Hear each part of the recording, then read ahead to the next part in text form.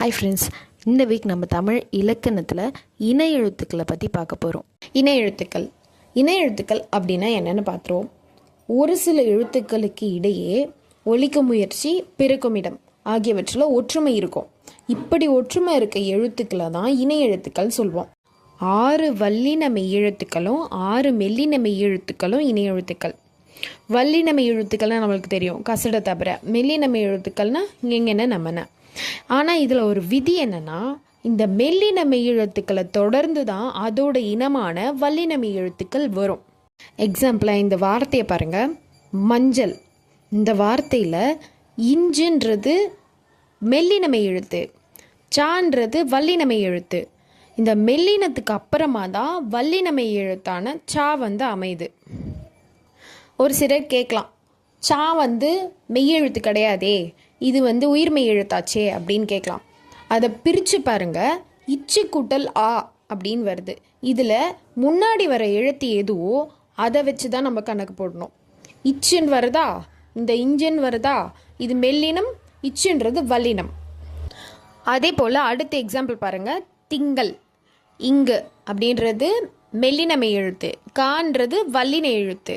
மண்டபம், மண்டபத்தில் இன்னன்றது மெல்லின எழுத்து, டான்றது வல்லின எழுத்து. அதோட இனத்தா கூட தான் அது வரும். இந்த 6 வல்லினமை எழுத்துக்களுக்கும் 6 மெல்லினமை எழுத்துக்கள் இணை எழுத்துக்கள் சொல்லிட்டீங்க. ஆனால் எந்த வல்லினமை எழுத்துக்கு எந்த மெல்லினமை எழுத்து இணை எழுத்துன்னு தெரியலையே, அதை கண்டுபிடிக்கிறது எப்படி அப்படின்னு கேட்டிங்கன்னா அதுக்கு ஒரு ஷார்ட்கட் இருக்குது. இந்த இக்கு, இங்கு, இச்சு, இன்னு, இட்டு, இன்னு, இத்து, இன்னு, இப்பு, இம்மு, இந்த மாதிரி வருது பார்த்தீங்களா மெய் எழுத்துக்கள். இது ஒவ்வொன்றா, அதாவது 2 பேராக வரும். இக்கு இங்கே ஒரு பேரு, இச்சு இஞ்சு ஒரு பேரு, இட்டு இன்னும் ஒரு பேரு, இத்து இன்னும் ஒரு பேரு, இப்பு இம்மு ஒரு பேரு. இதோடு முடிச்சுட்டு லாஸ்ட்டில் இரு இன்னும் ஒரு பேரு, அதோடு முடிஞ்சுது. 6 பேர் இருக்கும் மொத்தம். இதுதாங்க இதோட ஷார்ட்கட்டு. அதே மாதிரி பார்த்துக்கோங்க, நம்ம ஷார்ட்கட்டுக்காக தான் இக்கு இங்கே இச்சு இஞ்சுன்னு சொல்லிட்டு ரைமிங்காக நம்ம சொல்லிட்டு இருந்தது. ஆனால் இது பேரில் பார்த்தீங்கன்னா இக்கு இங்கு தான் முன்னாடி வரணும், இக்கு பின்னாடி தான் வரணும். மெல்லின எழுத்துக்கு பின்னாடி தான் வல்லின எழுத்து வரணும். நம்ம எக்ஸாம்பிளே பார்த்தோம், மஞ்சள், இஞ்சு தான் முன்னாடி வரும், சா பின்னாடி தான் வரும். மெல்லினம் முன்னாடி, வல்லினம் பின்னாடி. சரிங்க, மெல்லின எழுத்துக்கு வல்லினமோ வல்லின எழுத்துக்கு மெல்லினமோ இனமாயிடுச்சு. அப்போ இந்த இடையினம்னு ஒன்று இருக்கே, அதுக்கு இணை எழுத்து இருக்கா அப்படின்னு கேட்டால், இடையினம் 6ம் ஒரே இனம்தான்.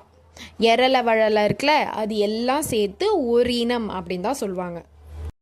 மெய் எழுத்துக்களுக்கான இணை எழுத்துக்கள் முடிச்சாச்சுங்க. மெய் எழுத்துக்கள் போலவே உயிர் எழுத்துக்களுக்கும் இணை எழுத்துக்கள் இருக்கா அப்படின்னு கேட்டால் இருக்குது. குரிலுக்கு நெடிலும் நெடிலுக்கு குரிலும் இனமாக அமையுது. குரிலான ஆக்கு நெடிலான ஆ இணை எழுத்து, ஈக்கு ஈ இணை எழுத்து, ஊக்கு ஊ இணை எழுத்து.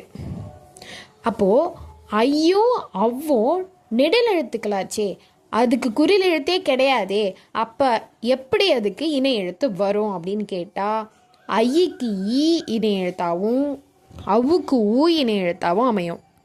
அது எப்படிங்க, ஈக்கும் ஊக்கும் தான் ஆல்ரெடி இணை எழுத்து இருக்கே அப்படின்னு கேட்டால், ஐ ஈன்னு சவுண்டில் முடியுதா, அதனால ஈ இணை எழுத்தாகவும், அவ்வுன்னு சொல்லும் போது ஊ சவுண்டாக முடியறதுனால ஊ இணை எழுத்தாகவும் அமையுது. நம்ம இப்போ பார்த்த மெய் எழுத்துக்கள்லையும் உயிர் எழுத்துக்கள்லையும் வர இணை எழுத்துக்களை நம்ம மெய் எழுத்துக்களில் வர இணை எழுத்துக்களை தான் யூஸ் பண்ணுறோம். உயிர் எழுத்துக்களில் வர இணை எழுத்துக்களை அளபெடையில் மட்டும்தான் யூஸ் பண்ணுறோம்.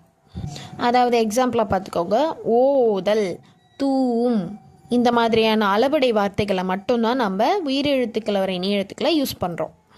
நம்ம தமிழ் எழுத்துக்கள்லேயே ஆயுத எழுத்துக்கு மட்டும்தான் இணை எழுத்தே கிடையாது.